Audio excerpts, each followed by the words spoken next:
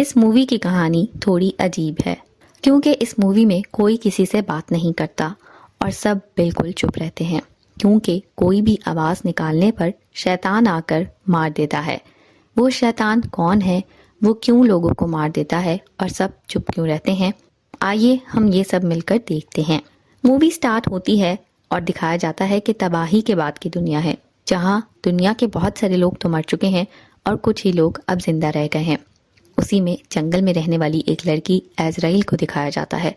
एजराइल जंगल में लगे कुछ बहुत ही खूबसूरत रेड कलर के फ्लावर्स को तोड़ रही होती है और फ्लावर्स तोड़ते ही उसे एक अजीब आवाज़ आती है। वो डर जाती है और वो फौरन से वहाँ पर अपने दोस्त के पास जाती है। उसका दोस्त आग जलाकर बैठा होता है। एजराइल वहाँ जाकर आग को बुझा देती है और उसे चुप रहने का इशारा करती है और अभी वो ऐसा करती ही है कि एक और आवाज़ आती है और अब वो दोनों डर जाते हैं और दोनों वहाँ से भाग जाते हैं। एजराइल अपने दोस्त को एक गिफ्ट देती है और वो एक हैंडमेड ब्रेसलेट होता है जो उसने उन्हीं फूलों से बनाया होता है जो वो मूवी के स्टार्ट में तोड़ रही होती है। बहुत खूबसूरत वो ब्रेसलेट होता है जो खुद उसने अपने हाथ से अपने दोस्त के लिए बनाया होता है। वो उसको पहनाने ही लगती है और पहनाती है तो एक और आवाज़ आती है और अब वो दोनों जान जाते हैं कि यहाँ पर उनके अलावा कोई और भी है। एजराइल का दोस्त उसे इशारों में कहता है कि वो जाकर देख कर आता है। एजराइल रोकने की कोशिश करती है बट वो ये कहता है कि वो आ रहा है और वो चला जाता है। काफ़ी देर हो जाती है और वो लौट कर नहीं आता तो एजराइल को ये पता लग जाता है कि उसका दोस्त किसी मुश्किल में है और उसे उसको ढूंढने जाना चाहिए। एजराइल उसके पीछे निकल जाती है। एजराइल अब भागने लग जाती है और वो जंगल में भाग रही होती है कि उसे एक आदमी पकड़ लेता है। एजराइल को ये समझ आ जाती है कि जिस तरह उसे पकड़ा गया है उसके दोस्त को भी पकड़ लिया गया होगा। दोनों को अलग अलग गाड़ियों में बिठा दिया जाता है और कहीं दूर ले जाया जाता है। एजराइल को दिखाया जाता है कि उसको एक चेयर पर बांध दिया होता है और वहाँ पर कुछ लोग पहले से ही होते हैं। उनमें जोसफीन नाम की एक लड़की भी होती है।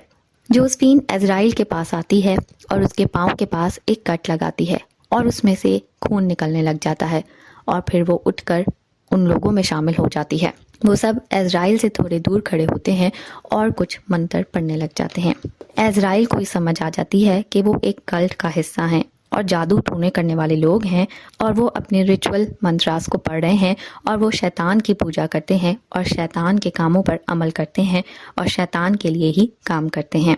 उसी समय एजराइल को दूर एक शैतान नजर आता है जिसका जिस्म ऐसा होता है जैसे जला हुआ ब्लैक कलर का होता है और एजराइल ये समझ जाती है कि अब उसकी जान खतरे में है। एजराइल अपनी जान बचाने की कोशिश करती है और जोर लगाती है कि किसी तरह से उसके हाथ खुल जाएं और उसकी किस्मत अच्छी होती है कि उसके हाथ खुल भी जाते हैं। लेकिन कल्ट का एक बंदा देख लेता है और उसे फिर से बांधने की कोशिश करता है। एजराइल पास पड़ी एक लकड़ी उठा लेती है और उसकी गर्दन में घुसा देती है और उसकी गर्दन से खून निकलने लग जाता है और वो मर जाता है। उसी समय वहाँ पर शैतान आ जाता है। शैतान उसके खून को सूंघता है, उसके खून को चाटता है और फिर उस इंसान को खा जाता है। वो एजराइल की तरफ ही बढ़ने वाला होता है कि एजराइल वहाँ से भाग जाती है। कल्ट के लोगों को ये मालूम पड़ जाता है कि एजराइल भाग चुकी है और एक इंसान को भी मार गई है। एजराइल भागते भागते एक नदी पर पहुंच जाती है जहां पर वो अपना जख्म साफ करती है और उसको बांध देती है।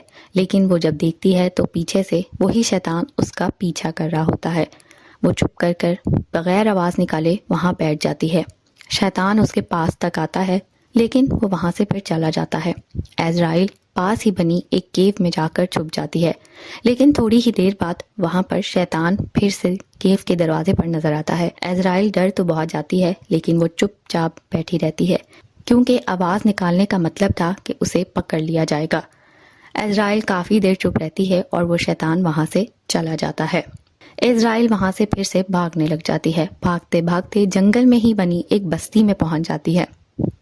छोटी सी बस्ती होती है जहां पर लोगों ने इर्द गिर्द बहुत फेंस लगा रखी होती है, तार लगा रखी होती है, जंगले लगा रखे होते हैं ताकि कोई अंदर ना आ सके। इज़राइल बहुत मुश्किल से उस कटी तार और फेंस के अंदर बचती बचाती चली जाती है और अपने फ्रेंड को ढूंढने लग जाती है। थोड़ी ही आगे जाती है तो उसको वो ब्रेसलेट मिल जाता है जो उसने अपने दोस्त के लिए बनाया था और वहाँ पर उस ब्रेसलेट होने का मतलब कि उसके दोस्त को यहाँ लाया ज़रूर गया था और अब वो शायद मर चुका है। ये सब देखकर इज़राइल एजराइल को बहुत गुस्सा आ जाता है और उसी समय उसे वहाँ पर वही लड़की जोसेफीन आती नजर आती है। जोसेफीन उसको देखे बगैर सीधा एक टेंट में चली जाती है जहाँ पर एक बहुत ही बूढ़ी औरत बीमार होती है। जोसेफीन उसका ख्याल रखती है और वो बूढ़ी औरत कोई और नहीं बल्कि जोसेफीन की माँ होती है। उसी समय जोसेफीन अपनी माँ का ख्याल रखने के बाद चर्च में चली जाती है जहाँ पर उसी कल्ट के लोग बैठे शैतान की पूजा कर रहे होते हैं। जोसेफीन के आते ही वो सब उस चर्च से चले जाते हैं। जोसेफीन सीधा चर्च में मौजूद सिस्टर के पास जाती है। वो सिस्टर प्रेग्नेंट भी होती हैं। जोसेफीन उनको जाकर बताती है कि एजराइल भाग गई है, जिस पर उस सिस्टर को बहुत गुस्सा आ जाता है और वो जोसेफीन को एक थप्पड़ लगा के पूछती हैं कि तुम लोग एक छोटा सा काम नहीं कर पाए, एक लड़की को नहीं पकड़ पाए। कल्ट के लोग उस लड़की एजराइल को शैतान को देना चाहते थे ताकि वो अपने मकसद में कामयाब हो सकें और उसी तरह वो शैतान को खुश करना चाहते थे, लेकिन एजराइल वहाँ से भाग गई थी। एजराइल नीचे ही कहीं छुपी होती है और वो बाहर आ जाती है और वो वहाँ से भागने की कोशिश करती है। भागते भागते उसका पाँव उसी फेंस में फंसता है जिसको वो बहुत मुश्किल से निकालती है और वो वहाँ से भाग जाती है। दूर जंगल में रात को पहुँच जाती है और एक पत्थर के पास रुक जाती है, लेकिन पास ही उसको एक और शैतान नजर आता है और वो उसको अटैक करने ही वाला होता है। एजराइल डर जाती है, अपने आप को बचा लेती है, लेकिन उसे ये पता लग जाता है कि इस जंगल में कोई एक नहीं बल्कि बहुत सारे शैतान हैं और उसे अब इन शैतानों से बचकर रहना पड़ेगा। वो एक बार फिर से भागना शुरू कर देती है और भागते भागते जंगल से बाहर सड़क पर पहुंच जाती है और सड़क पर एक गाड़ी आ रही होती है जो उसे देखकर रुक जाती है। गाड़ी से एक शख्स निकलता है और उससे पूछता है कि वो इतना चुप क्यों है, कुछ बोल क्यों नहीं रही है, उसे क्या हुआ है। एजराइल उसे चुप रहने का इशारा करके चुप करके गाड़ी में बैठ जाती है। वो शख्स भी उसके साथ बैठ जाता है और गाड़ी चलाना शुरू कर देता है। वो एजराइल से पूछता है कि क्या वो भूखी है। एजराइल चुप रहती है क्योंकि उसे मालूम है यहाँ पर आवाज़ निकालने का क्या मतलब है और वो किसी से बात भी नहीं करना चाहती। वो शख्स यहाँ का नहीं होता और उसे नहीं मालूम होता, इसीलिए वो बहुत ही लाउड म्यूज़िक गाड़ी में चला देता है, लेकिन एजराइल समझ जाती है कि अब हम नहीं बचेंगे। थोड़ा ही आगे जाते हैं तो कल्ट के लोग सामने आ जाते हैं और उसको शूट कर देते हैं और गाड़ी का एक्सीडेंट हो जाता है। वो इंसान वहीं मर जाता है और एक बार फिर से एजराइल वहाँ से भाग जाती है। वही कल्ट के लोग उसे एक बार पकड़ लेते हैं और एजराइल को भागने नहीं देते। एजराइल लड़ती है, उससे गन ले लेती है और उस इंसान को मार देती है। आगे जाती है तो उसको जंगल में अपना दोस्त मिलता है जो एक चेयर पर बैठा होता है और उसने पास ही शैतान को पकड़ने के लिए एक केज लगा रखा होता है। एजराइल को यह मालूम नहीं होता। एजराइल जब आगे भाग कर जाती है तो वो उसमें फंस जाती है और उल्टा लटक जाती है। उसी समय कल्ट के लोग देख लेते हैं और वो सोचते हैं कि अब वो इन दोनों को मार देंगे और फिर इन दोनों को शैतान को पेश कर देंगे।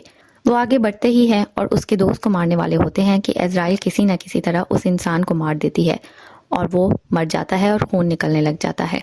जैसे ही खून निकलता है उसी समय वहाँ पर शैतान आ जाता है और वो उसका खून चूसने लग जाता है और उसका जिस्म खा जाता है और इसके बाद वो उसके दोस्त को भी मार देता है।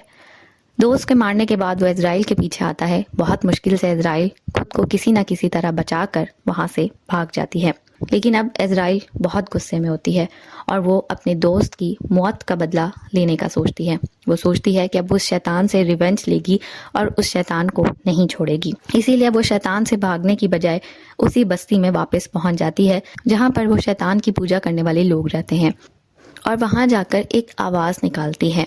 ये वो आवाज़ है जो कल्ट के लोग निकालते हैं जब वो किसी मुसीबत में होते हैं ताकि बाकी लोग उनकी मदद करने आ सकें। कल्ट के लोग उस बस्ती में मौजूद होते हैं और जब वो आवाज़ सुनते हैं तो उन्हें लगता है कि कोई मुसीबत में है और उसकी मदद करने जाना है। वो सब वहाँ से चले जाते हैं। उसी समय इजराइल अंदर चली जाती है और एक टेंट को आग लगा देती है। वो वही टेंट होता है जिसमें जोसेफीन की माँ होती है और देखते ही देखते तमाम टेंटों में आग लग जाती है। और उसके बाद इजराइल चर्च के अंदर पहुँच जाती है जहाँ पर वो सिस्टर होती हैं। वो सिस्टर को मारने जाती है तो सिस्टर उसे बताती हैं कि वो प्रेग्नेंट है और वो उसे नहीं मार सकती और इसके बाद वो सिस्टर खुद ही इजराइल पर अटैक कर देती हैं। इजराइल खुद को बहुत मुश्किल से बताती है और वहाँ पर जोसेफीन आ जाती है और काफ़ी लड़ाई के बाद उसे पकड़ लिया जाता है और उसे एक कॉफिन में, एक ताबूत में बंद कर जिंदा ही जमीन में गाड़ दिया जाता है, यानी कि उसे जिंदा दफना दिया जाता है। कॉफिन में मौजूद इज़राइल को लगता है कि शायद अब उसकी जिंदगी यहीं खत्म हो जाएगी और वो बहुत डर जाती है। लेकिन जब वो अपने साइड पर देखती है तो उसे एक टनल नजर आती है और उसी टनल से बाहर जाने का रास्ता होता है। लेकिन इज़राइल को ये भी पता होता है कि इस टनल में शैतान रहते हैं और अगर वो यहाँ पर गई तो शैतान उसे पकड़ लेंगे। खैर वो हिम्मत करके उस ताबूत से निकलती है, एक लैंटर्न लेती है और उस टनल में जाने लगती है। आगे उसे शैतान मिल जाता है। वो शैतान से बचने के लिए अपना हाथ आगे करती है। शैतान उसके हाथ को सूंघता है और वो उसे कुछ नहीं कहता।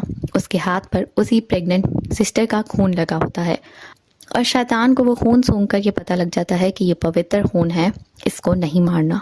और इज़राइल को ये समझ आ जाती है कि उसके हाथ में लगा ये खून उसका एक वेपन है जो उसे शैतान से बचा सकता है। वो इसी सब को देखते हुए आगे निकल जाती है और उस टनल से बाहर निकल जाती है। वो प्रेग्नेंट सिस्टर असल में शैतान के बच्चे को जन्म देने वाली होती है और इसीलिए उस सिस्टर को शैतान कुछ नहीं कहते और उसको बहुत मुकद्दस समझा जाता है और इसीलिए उसके लगे खून को भी पवित्र समझा जाता है। और अब इज़राइल एक बार फिर से उस बस्ती में पहुंच जाती है। वो उसी टनल से निकलकर उसी टेंट वाली जगह पर वापस पहुंच जाती है। वहां पर सिस्टर चर्च में अपने वूंड्स को साफ कर रही होती हैं और फिर उनके पास जोसेफीन आ जाती है और उनकी मदद करने लगती है। और इसी सब में इज़राइल टेंट को आग लगा देती है। सब भाग कर बाहर जाते हैं तो वो बाकी सब टेंट्स में भी आग फैल चुकी होती है और वो सब इज़राइल ने किया होता है।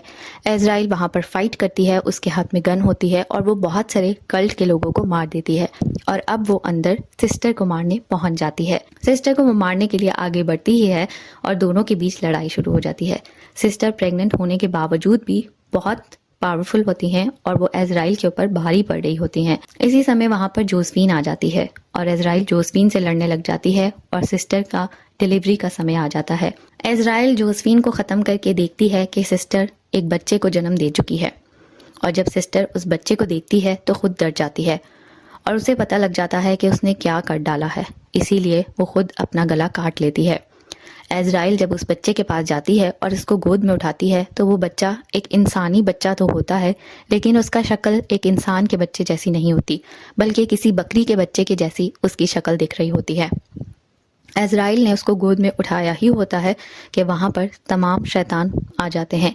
जंगल में जितने भी मौजूद शैतान होते हैं सब वहाँ पहुँच जाते हैं और जब वो देखते हैं कि इज़राइल के हाथ में वो बच्चा है तो वो समझते हैं कि इज़राइल ही उसकी माँ है और वो उसको कुछ नहीं कहते।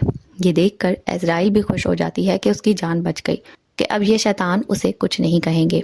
इज़राइल जो उन शैतानों को ख़त्म करने निकली थी अब उन शैतानों पर राज करने के बारे में सोचने लगती है और वो ये सोचती है कि अब वो इन शैतानों पर राज करेगी और उनसे अपनी तमाम बातें मनवाएगी। और शैतान भी ये सोचते हैं कि इज़राइल ने ही उनके बच्चे को जन्म दिया है, इसलिए वो इज़राइल को अपना बादशाह समझने लग जाते हैं और यहाँ पर ही स्टोरी ख़त्म हो जाती है।